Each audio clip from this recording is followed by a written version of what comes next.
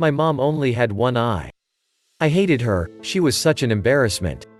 My mom ran a small shop at a flea market. She collected little weeds and such to sell, anything for the money we needed. She was such an embarrassment. There was this one day during elementary school.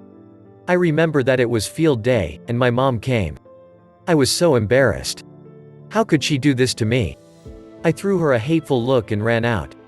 The next day at school. Your mom only has one eye, and they taunted me. I wished that my mom would just disappear from this world, so I said to my mom, "Mom, why don't you have the other eye? You're only going to make me a laughingstock. Why don't you just die?"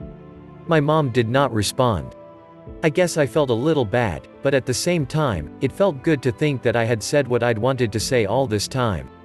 Maybe it was because my mom hadn't punished me, but I didn't think that I had hurt her feelings very badly. That night, I woke up, and went to the kitchen to get a glass of water. My mom was crying there, so quietly, as if she was afraid that she might wake me. I took a look at her, and then turned away. Because of the thing I had said to her earlier, there was something pinching at me in the corner of my heart. Even so, I hated my mother who was crying out of her one eye. So I told myself that I would grow up and become successful, because I hated my one-eyed mom and our desperate poverty. Then I studied really hard. I left my mother and came to Seoul and studied, and got accepted in the Seoul University with all the confidence I had. Then, I got married. I bought a house of my own. Then I had kids, too. Now I'm living happily as a successful man.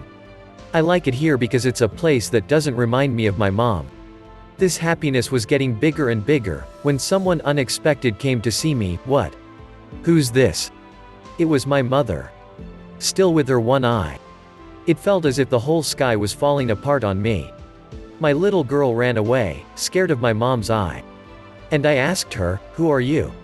"I don't know you," as if I tried to make that real. I screamed at her, "How dare you come to my house and scare my daughter?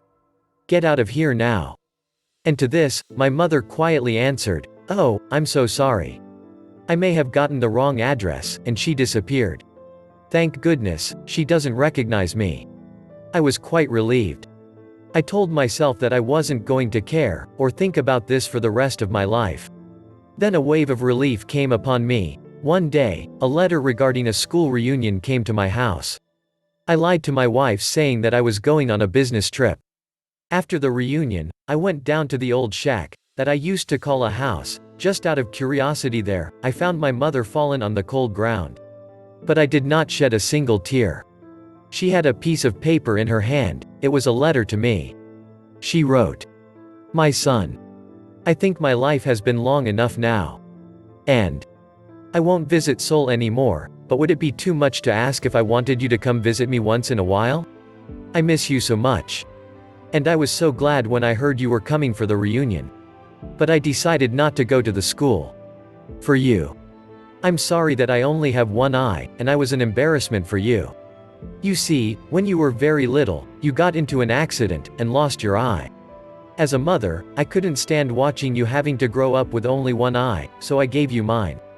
I was so proud of my son that was seeing a whole new world for me, in my place, with that eye. I was never upset at you for anything you did. The couple times that you were angry with me, I thought to myself, it's because he loves me. I miss the times when you were still young around me. I miss you so much. I love you. You mean the world to me." My world shattered. I hated the person who only lived for me. I cried for my mother. I didn't know of any way that will make up for my worst deeds. Moral: never ever hate anyone for their disabilities. Never disrespect your parents, don't ignore and underestimate their sacrifices. They give us life, they raise us better than they had been, they give and keep trying to give better than they ever had. They never wish unwell for their kids even in their wildest dreams.